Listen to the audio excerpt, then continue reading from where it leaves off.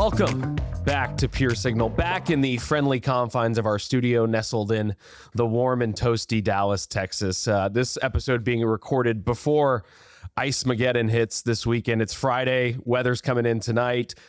If there's another episode, all depends on how the next couple of days go for Dallas, Texas. But yes, this is Pure Signal, where we bring you the latest and greatest in AI, machine learning, technology, and more to send you, yes, you and your business to infinity and beyond. I am Ryan Medellin, part of our marketing solutions practice, joined by my trusty sidekicks, our North America CEO, Kevin Erickson, and our Global Chief Innovation Officer, Jake Carter. Gentlemen, how are we doing?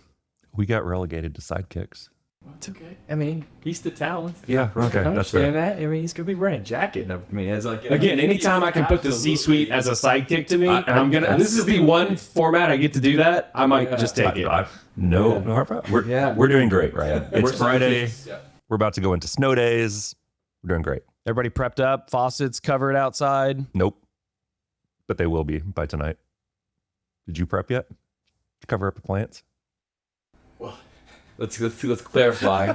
Plants? No. We have plants. It's like the who. Is it getting done in the miracle? Yes. Am I doing it? No. Yeah. So, yeah. Fair. The engineer in the family is doing it.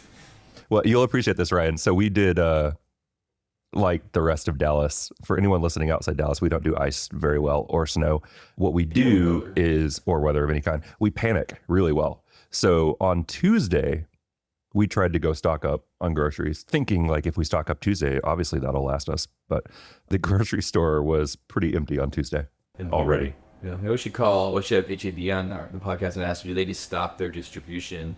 HEB rated the #1 grocery store in the country again this week. Southwest #1 airline, so good for Dallas on two different. Well, I guess we can't claim HEB San Antonio, but Texas. But yeah, the item that was interesting for me is the run on bananas.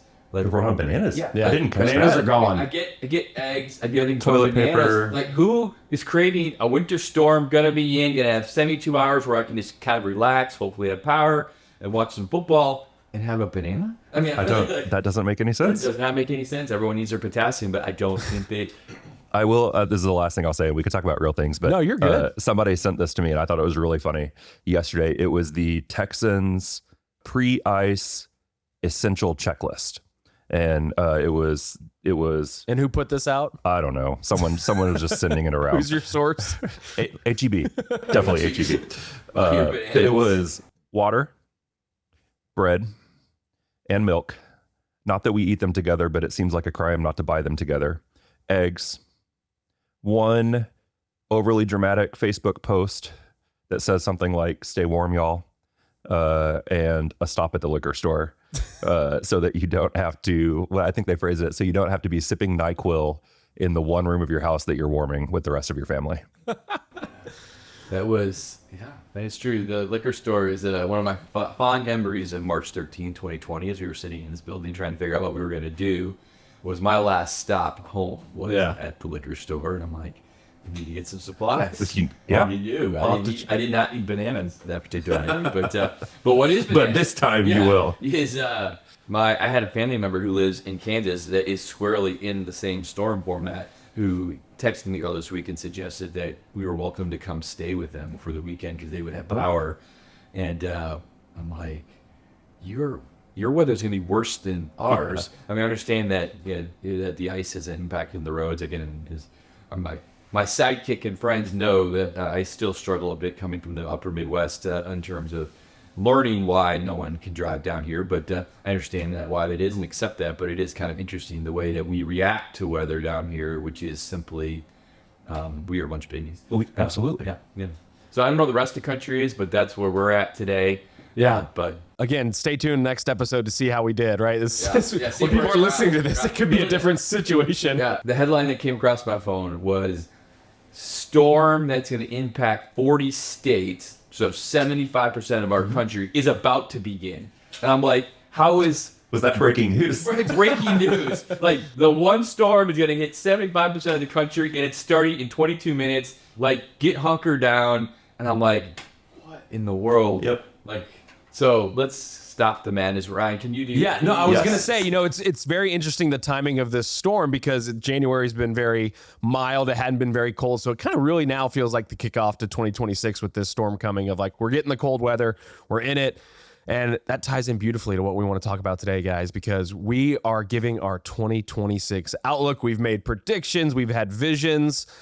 Now we're starting to see some of it come to life. I don't know about y'all, but I found it very interesting. And I was going to wait until the first couple of weeks of January to share my final opinions on this, of how, to me, it felt like from on the day-to-day perspective, being in the work with our clients and working on some various projects, I noticed a lot more kick up of these 8, 9, 10-week projects right before the end of the year. Some of them even bleeding into the new year, more so than I had in past years, where it felt like past years things were ramping down. This year it felt like it was foot on the gas towards the end of the year.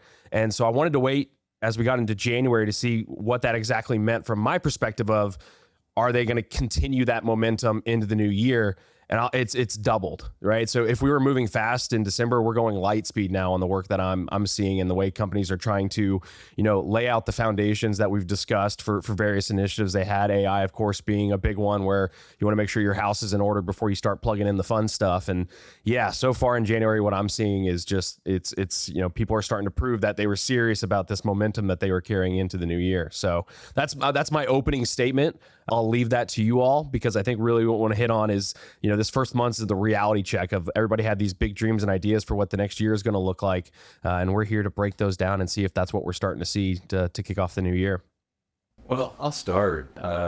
Because obviously it's a nuanced question, but yeah, and it's interesting, like, where's the parallels? We're joking about Dallas, we're joking about how that plays in. I think it's similar to how, what is the world, our business, our clients, how does that reflect the larger, macro environment? I think this is one thing. I think a continuation of a theme that was happening at the end of the year is there is this emergence of some stability in the instability, and so what I mean by that is that you're seeing the growth in the AI components of how companies are thinking about how it's now actually starting to really go after changes.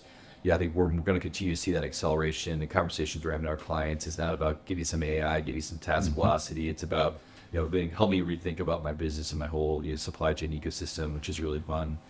I think we had so many. I think there was large tech companies and others had such reduction in force in the back half of last year that was still somewhat related to excess of COVID. I think it was some of this change. I think there's a bunch of different themes there, but I'm sure we'll still see some of that, but it feels like a lot of companies kind of went through that. We know that unfortunately the firing season is typically Q4, things like that. So I'm hopeful that some of that is behind.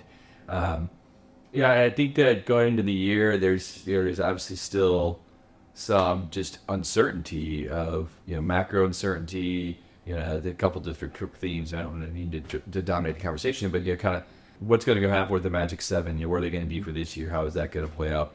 I label it executive uncertainty. What's that look like? The current administration. How is it going to tie into my favorite season, which is the 2.5 years of midterms to presidential cycle, till the whole world shuts down. Are we really arguing that France isn't going to go to the World Cup over Greenland? I mean, there would be, want to have riots in France still not going to the World Cup. I think it's the most asinine thing I've seen all week.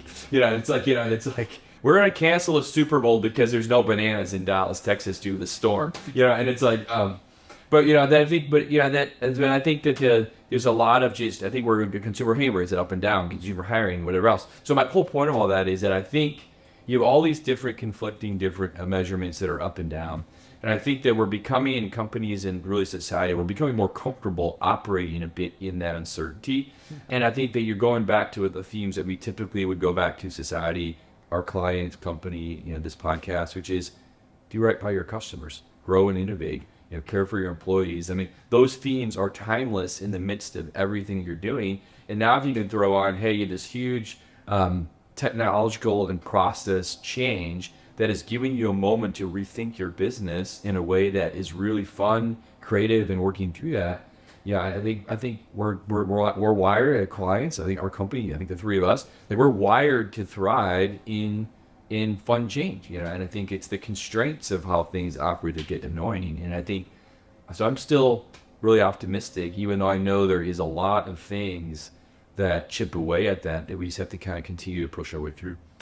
You went a similar direction that I was going to go, but in a slightly different take. I like the notion of stability in the instability. I think something we should talk about at some point is, at what point is there, does fatigue hit the tipping point on that? But what I've been seeing is, I guess where I was going to say it's similar.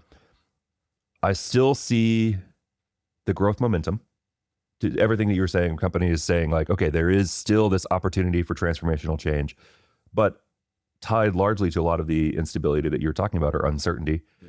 I've seen a little bit of a pullback on going full bore after it.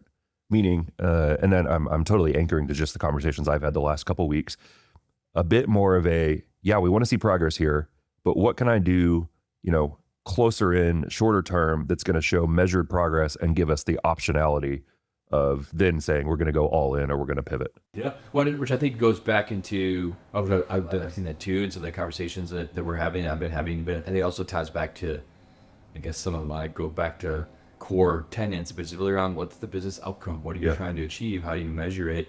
And I think that was part of the hype, I think, with some of the just as a loose category over the last couple of years has been, is almost you just needed to have it and didn't know what to mean. Right. So now it's tied back into how do you make the measured investments. And I think which is really good, goes back to if I just go over the last 12 to 18 months of topics we've been discussing in this format. Like it's just, you're seeing that elements of like, well, I need the hardware, I need the chips, and the models, and now we're kind of educated for most companies.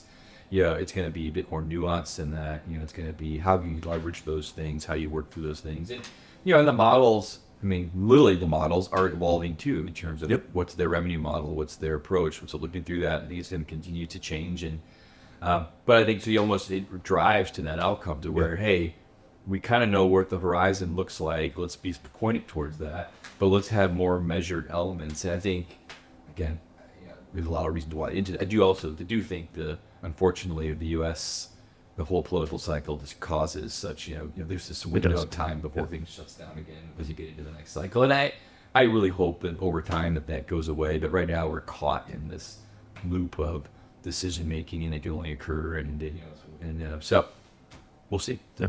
How do you approach that, Kevin, from like a business leader standpoint? Like knowing like there's these things coming, things are going to shut down, things go slow, these constraints. Like what's your mindset around those? Yeah, I mean, well, both in my day job in terms of how I help steer and shepherd what we're doing here, and then also just how I'm advising my clients, which has really been fun for me because I'm actually spending more time with my clients, which I love, and it's been kind of really encouraging to do that more. I think it goes back to things somewhat Jake just said. I think it's like you got to, at the end of the day, you don't have to be so myopic. I only care about the quarter and the month. I mean, that's a really hard hamster wheel to be in too. I mean, a lot of people feel that, but I do think you can talk about measured things that you want to get done, and I think that. Yeah, the old things become new again. I mean, obviously the whole OKR, kind of all that stuff has been around. I do feel like we're getting a bit more back into it. So like when I talk about some of the new normal, which is often a rehashing of the past. I think that, when anthropologists look at us 100, 200 years ago, too, they'll really kind of look at the whole COVID experience of like how much that just disrupted so many different things coming just on the heels of the really digital revolution. And now you throw AI. So 3 kind of watershed moments over really a 10-year period that radically have changed how things work. I think you're seeing, some of those, and any type of change, you will pick elements and you'll continue them. But I also think you're going back to, customer, employee, results, outcomes. Like, again, those are all normal things that have always go back to the basic roots of hunter-gatherer, farmer. Like when I gotta. It's like, so it's the core to who we are. We're going to all inputs in this podcast today. But I think that to me is reassuring because I can anchor to, customer growth, employee satisfaction, helping working through that innovation, and that's a lot easier than everything's different. No, everything we knew about stuff is going to go. Our whole workforce is gone. Client, that's kind of the themes that have been out there. No, you went a little bit farther back than I was going to go back to hunter gathering, but I was going to say, I know, we can go there. I think a lot of it comes back to the business fundamentals of if I think about what are the things that are getting attention right now, and it's all the same theme, but the projects that are getting attention are the ones that have very clear cost takeouts or have very clear revenue impacts. I don't know, that's like the most generic statement you can make, but I mean, that's what I've seen lately. Well, it's interesting you bring that up because I was actually going to ask you a question because you talked about like the measured outcomes, right, ahead of the big goals that companies are trying to achieve. What I've seen personally is that pilots are out, MVPs are in. Oh yeah. Right? Like nobody wants to hear the word pilot anymore. They want to move straight to that MVP, which you can nuance the difference between those things and how they could be similar. But, and then the MVP, you bring old new again, that's completely changed how we're looking at these minimal viable products is like, they're so much beefier now and so much more scalable than they were in previous iterations. It feels like for me, from my perspective of like, when I look at an MVP now, it's like, you're getting a good chunk of the way there towards an enterprise scalable rollout just from this. It's an interesting perspective. I 100% agree on the pilots are out. I think it goes back to the same themes. It goes back to the like, hey, I don't care about the pilot because that's just showing me what's possible. I do care about the MVP because that's where I'm going to start seeing real business impact. And then I think it's actually going a step further of there are a lot of companies that are getting to the point of, yes, I care about the MVP. I also want, what is the system that's going to produce the next MVP and the one after that? Yeah. Which it frankly is where it gets exciting. Well, I was in a conversation with a client and Brandon earlier this week, and we were talking, an experienced head of engineering, and we were talking about, he was just talking about vibe coding and kind of working through that. And he's seen all those changes, and, and he was kind of like, we're seeing all this acceleration, but he goes, in the back of my mind, I'm also thinking about what happened when you accelerate the process. Now that you have to anchor to all the old, but what happens, there's going to be collateral damage in that. So you're getting great speed, and my interpretation of that conversation was great speed, really great access, but at some point, those bills will come due too. And we don't quite know what those are, and it doesn't mean that it's going to go back to the past, do the anchoring elements. There's going to be these bedrock pillars, which I think is partly, again, that I get comfort in that you grow very rapidly, but you're anchoring back to core tenets and principles.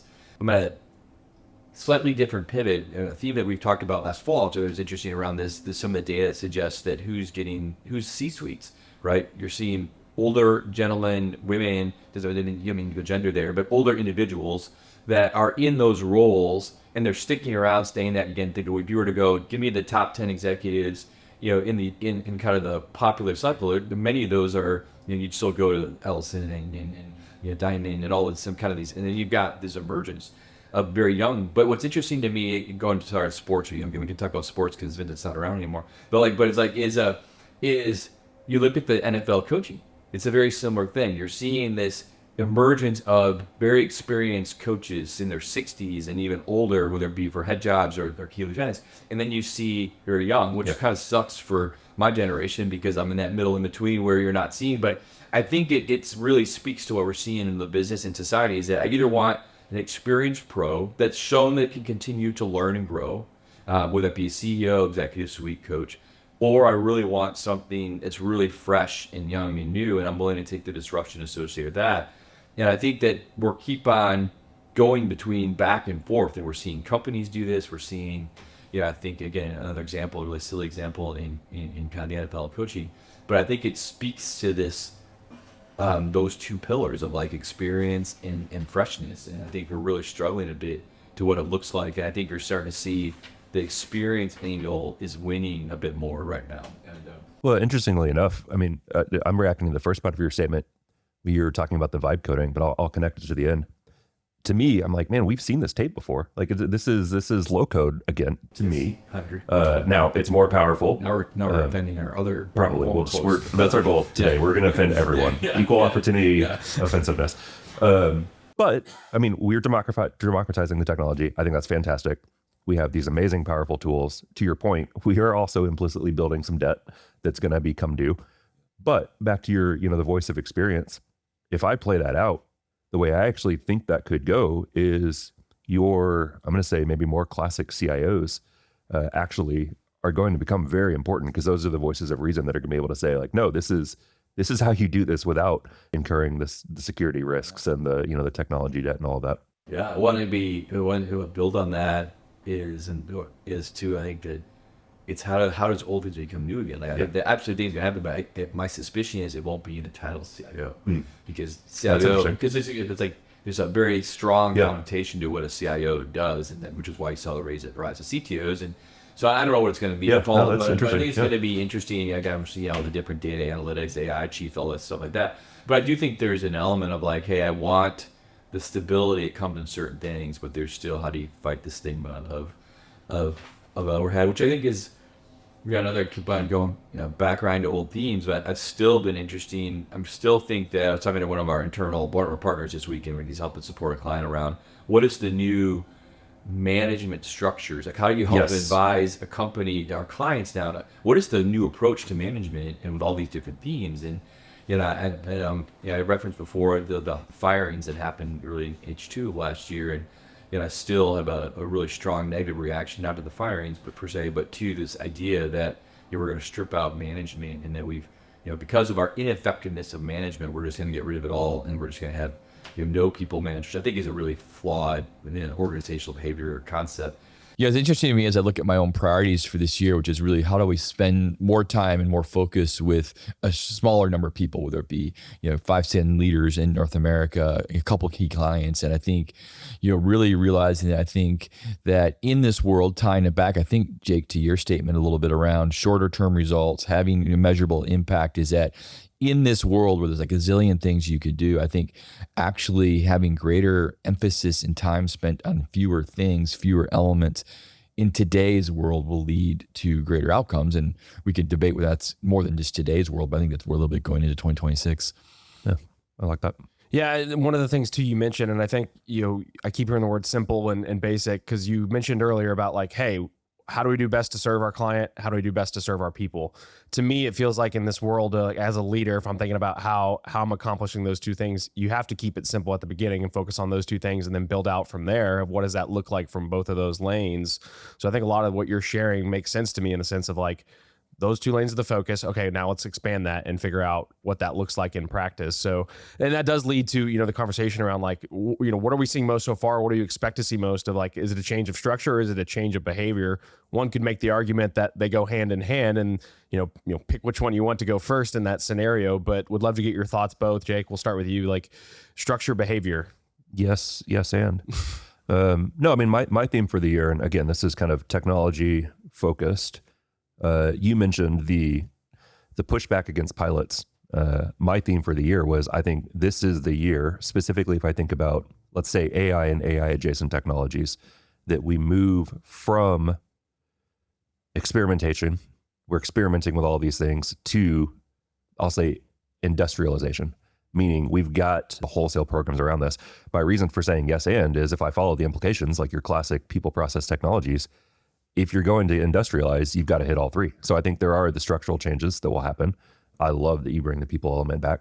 I think there are the processes that have to come into play of how do we make this an ongoing engine? And then of course, the infrastructure to go do it. Listening to that and add to this kind of thread for today is I think there's an element of just substance, and I think that's, we're talking about it in a couple different elements, whether it be experience, whether it be, kind of short-term results or results in general versus ideation. I mean, I think even old versus new, like, and again, there's nothing right or wrong between either of those elements, but I think so much of, just hype, we just came from CS, and you're in a world of hype and your world of all this stuff. And I think, that's exciting. It's experience. I mean, even going back, like substance versus influencer, right? There's nothing wrong with the influencer. I mean, all that different elements, but like, what is the common influencer? It's not about, it's I mean, there's 1,000 reasons why people become influencers or why people are influenced by influencers.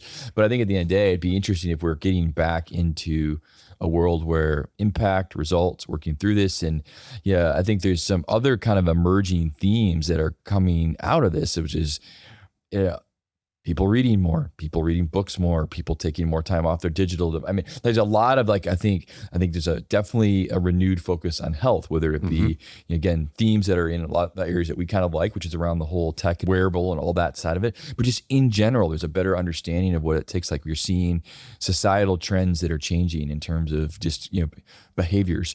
And I just think there's something afoot around some of this stuff that it's like coming back to, like, people are searching for significance, meaning, or whatever else. Again, I've grown all over the place today in this podcast, but I do think it's kind of some of these elements of like, what do I anchor to? Well, like, and going all the way back to where you started, a lot of that could be tied to the uncertainty. And I'm not anchoring to right now. There's a lot of uncertainty right now, but just like the sustained uncertainty of go all the way back to COVID, of it feels like, there has been kind of hit after hit, if you will, of just uncertainty. So I think a lot of what we're seeing now could be a reaction to that. Yeah. And I think there's some exciting things. I think that, this is what's interesting. We were just going back to one of the threads we were talking about a little bit before, just around just this concept of joking digital backlash, right? We were talking about this pre-recording, and I think it's obviously part of this is being a parent of teenager girls. You're feeling the sense of like, what does that look like? And I think it's intriguing to me of,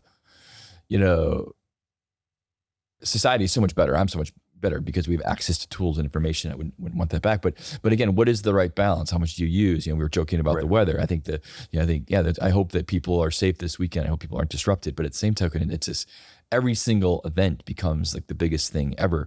It just feeds on each other. And I think I'm intrigued by some of the information that's coming out now around like literally we're changing our kids' eyesight because of devices and things like that. Well, what do you do with that? So I think, I just think we've talked about before, and it's something, Jake, you and I, we've wrestled with, like, what is productivity? How do you get productivity? Do you do it better in a world where you've got 1,000 distractions, or do you do it better where you have actual focus time? We had a chance to have the North America leadership team together, and I think we crave. We're located in different cities. We're all over the place every week, and we crave this time to come together and actually sit around a table and ideate and brainstorm. And this is part of your gifting and craft, Jake, is how you facilitate for us and internally and clients around getting alignment.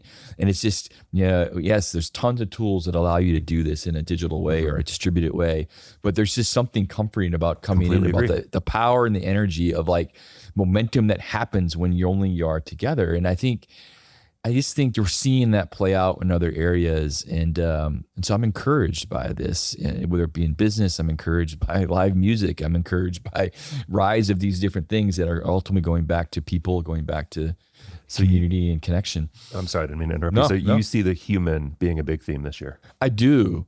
And I think that, and it's partly it's probably a little bit of a backlash of, the idea of AI is, well, where do humans fit into that? What is that going to look like? Is it going to replace? Is it going to this? And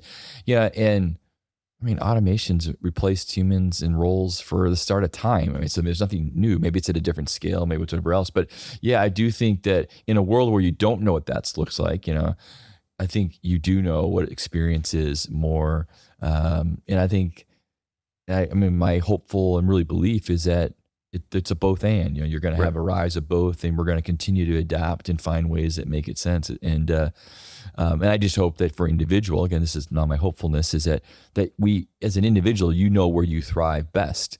If you thrive best in a certain type of environment or role that's more individualistic versus you thrive best when you can have collaboration, or again, I think that's I think at the end of the day, the personal domain and the ability to choose and those choices, I think, what people want. Feels like that's only getting more complicated to figure out too, especially probably from a leadership perspective, is just the ways of working. In history, it's like the company had one way of working. This is how we're going to do things. But now, leaders are paying attention and taking the time to say, not only every, division within a company works a little bit differently, but even within that division, the people are working differently. And as younger generations come up, right? And, what we're seeing is like just the different ways they approach problem solving or the tools they use to do that problem solving. It just seems like it's going to come down to a one-to-one approach of, okay, Ryan, how do you work best for business leaders to assess with all of their employees, or at least employ leaders with their team to help have those conversations? This isn't new, but I think going back to what is your role as a leader, that's a large part of your role as a leader, is to understand that aspect of your team and figure out, how do I put the pieces on the board in the right way given that? Yeah. And that's why I wrestle with the structure versus behavior argument of which would come first, because you can make the argument that you have to have the structure in place and then train people and get them, up to speed on what, the new ways of working, right? Or the processes that come with that. But to me, I almost look at it as, we like to tie in sports a lot here, but right, you practice how you play, and you practice in an open environment where there's really no confines of really what you need to stay inside of, just to see what's working, what's not working, in preparation for when you get to a game and it's structured and there's, high stakes at play. That behavior can already be enforced at the practice level, if you will. So to me, I wrestle with that because I could see an argument for both. So I'm very curious to see, if we believe, and I think we're all in agreement, that the people aspect is going to be a big part of this year. And we kind of saw wind of that heading into, we had some conversations at reInvent about how people in tech are closer than ever now as far as departments go. But I'm very curious to see how the structure behavior argument or battle plays out. Yeah. Well, and I think that it's the extremes. And I think this is one thing I love about, again, people's lives are being disrupted, so I love that part. But I think what's so interesting about the end of a season, when you have all the coaching transitions and the firings and the why that, and then the optimism of hirings. And, one thing that's been interesting to me, which I think goes back to this thread, and, we have people that get anchored or get labeled. I'm an innovator. I'm a people leader. And the reality is they're probably both. But one of the things that was really struck me with one of the teams that is not only who they let go, but what they're looking for. There was this thread that comes around this idea that this is a successful leader. They have the right scheme. They have the right this. They've had results, but they're not the best at putting people in to succeed. They have this other leader, like they're really known with, they are really good at putting the people in the right position to succeed. And I think, I think as a leader, you have to have elements of both. You're going to probably lean, we'll all have different strengths, but I just love that statement, this idea that, hey, they're really good at getting the best out of their teammates or they're best at putting, because even like when I think about putting people in the best position to succeed, that's not just simply rallying troops or being motivating or like doing hype. It's really around pizza parties. Are you known? Do you know your people? Do you work through it? It goes back to a little bit for me and like, hey, I think, can you really grow a business by focusing very myopically on a few core? And I think in a world where things are, you're maturing and you're not radically changing, I think the answer is yes. And I actually think it's really encouraging because, you're always going to have scarcity. And so you're going to, I think, always do better if you put things in, whether it be people, products, whatever your clients, if you go and anchor towards the ones that are the best position and you just make that have great outcomes, I think over time, there's going to be ups and downs, but over time you're going to be up to the right. And I think that's it's just encouraging because that's not hard to do, or at least it's not hard to understand, maybe hard to do, but like that is not, I got to go get some AI. I got to go completely change my tech stack. I got to go completely redesign my whole company. I got to go, blah, blah, blah, whatever I got to go do, I got to go deal with the nut house of why is there no bananas in Texas this week? But it's I think that is something that, again, I think the whole construct of senior experience, season, results driven versus fresh ideas. And again, I'm not advocating for one position. I think there's a place for both. And I think it's kind of fun to see that. And I think companies, again, we have to choose what we're going to do. And our business, average age is 27. We our business model is based on experienced people helping align and motivating a really young and talented workforce. And it's been very energizing for a long time for me now. But it is interesting to see how it's evolving with our clients. Yeah, the last bit I'll add there, sticking on sports analogies for fun. The thing that has always jumped out to me when we talk about the coaching changes and the scheme changes is it's really easy to look at a coach and be like, that's a great coach. They're going to be perfect here. The piece that I feel like often gets missed is, and it's kind of like strategy, right? Like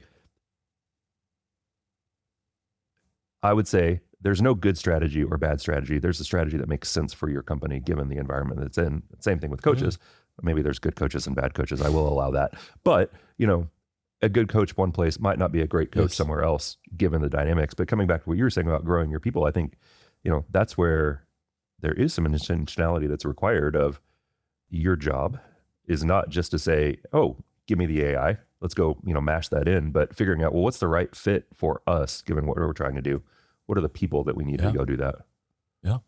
And it's fun. It's people. Again, that's not going to be replaced easily by a machine. Not yet. Yeah, not yet. And then, one last, at least for me, right in this around the coaching, and obviously we all have our teams, but I'm intrigued. The team that I follow, is losing one of their coordinators to become a head coach somewhere else. And what's intriguing to me is that coordinator was hired 2 years ago and no one knew who he was. And it was like, even the fan base, like, never heard of this guy. It wasn't on the list. It wasn't all this different stuff. Yeah. And then you fast forward 2 years, and I think he interviewed for 6 of the 10 open NFL jobs and got one. But yeah, but like, so to me, I love that, just the concept, people can come out of the woodwork. I mean, he was known within the circles, but not in the populace. Yeah. And I think that is also a great trait of a leader, of how you identify people. Again, I think in this case, it was very amplified, the right place, right time. And then both the current old team and current team, I think, will benefit from that. But I think that is, we can do that. We can strive that. We can help our clients think through that, whether it be a human capital need or whether it be how they think about products, like M&A strategy, where does it fit? Like, right. I mean, all those different elements, like, that's what's really kind of fun, is how do you think about this particular thing, whatever the thing is, and how do you cultivate it? How do you, integrate it? How do you grow it? How do you work through that? And then, I think that hopefully you get many things that you can, buy low and sell high, so to speak. And I think that that's kind of where we're at, and it's kind of fun. It's the Fernando Mendoza model, right? Denied walk-on status at Miami, goes to Indiana, gets discovered and coached the way he wanted to be coached, and now he's going to be a first-round pick, beats them in the Natty, right? Who's he? Okay, quarterback for the Hoosiers. That's a shout-out for our Indiana listeners. I thought he was a quarterback for the Raiders. Well, guys, another great episode. And I think we can, as far as where we go to next from a podcast perspective, we have a lot of exciting things coming up, a lot of exciting guests. We're going to do a lot more mini-series. We'll probably put the outlooks and the guessing to bed, because we'll actually start to see, we already are starting to see our fruitions either come to life or go someplace else to go away, and we try and forget about them. But another great episode. Appreciate y'all. And appreciate you for listening to this episode of Pure Signal, reminding you to what, Kevin? Be bold. And curious. Affinity, demand, and make sure you have your bananas. Yes, get your bananas. Stay safe, everybody. Yep.